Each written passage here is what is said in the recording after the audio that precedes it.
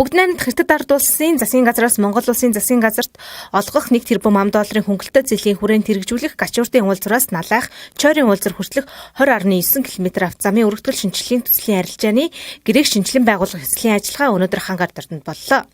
Гэрээнд нийслэлийн засаг дарга бөгөөд Улаанбаатар хотын захирагч Амар сайхан Синихотра Corporation Limited компани Монгол улс дахь төлөөлөгчийн газрын захирал Жанг Гуанаар гарын үсэг зурж баталгаажуулваа. Ер нь Баянзүрх Налайхын зам гэдэг бол өөрөө нийслэлийн хөгжил дэвшилтэй холбоотой, иргэд орчин суугчдын аюулгүй зорчих, ажиллаж амьдрахтай холбоотой чухал дэд үтсийн нэг. Өөрөөр хэлэх юм бол Улаанбаатар хотыг зүүн бүс, зүүн аймагуд, за замын үүд чойртой холбосон ачаа тээвэр, хүн тээвэр, за тэгээд цаашлах юм бол эдийн засгийн ач холбогдолтой бараа хэрэглэлтийг нэмэгдүүлэх гээд асар өндөр ач холбогдолтой юм зам.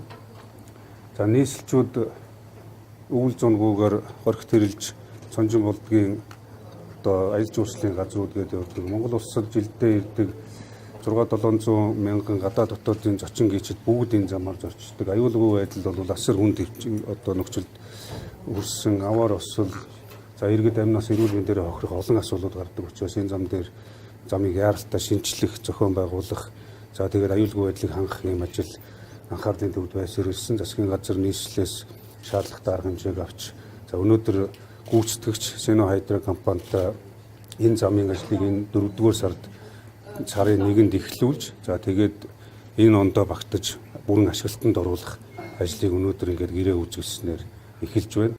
Замын ажил эхлэхээр Налайхын замыг 100% бүрэн хаана уг замд ойролцоогоор 40 гаруй хоол түнэлийн ажил хийхээр төлөвлөгдсөн. Хятадын талаас 70% оролцоотой оролцох бол манай талаас 30% оролцоотой оролцох юм а.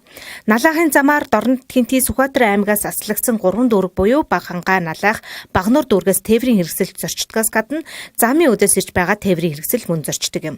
Иймд Налайхын замыг хааснаар хэрхэн зорчих талаар нийслэлийн авто замын хөгжлийн газрын орлогч дарга Индрагаас тодрууллаа.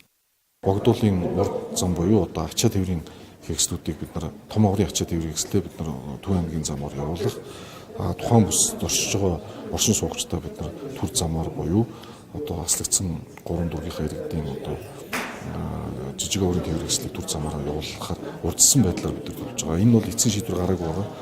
Эцсийн шийдвэрээ бид нар мэргэжлийн байгууллагуудтайгаа хамт зөвшөлдсөд одоо замын цагдаа бусад байгууллагуудтайгаа хамт энэ ажлаа эцэжээд хэл мэдээлэлээр бид нийтдээ ингэ зарлаад явж байгаа.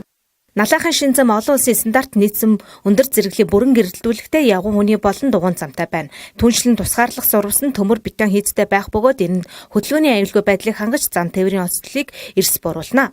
Налайхын зам ашиглалтанд орсноор Орос улбаны улсыг бүгд 8 дахь Хятад ард улстай холбосон таранцид зам болох юм а. Мэдээллийг бэлтгэсэн сэтгүүл цайн буян зураглаач Жанжин Дулам.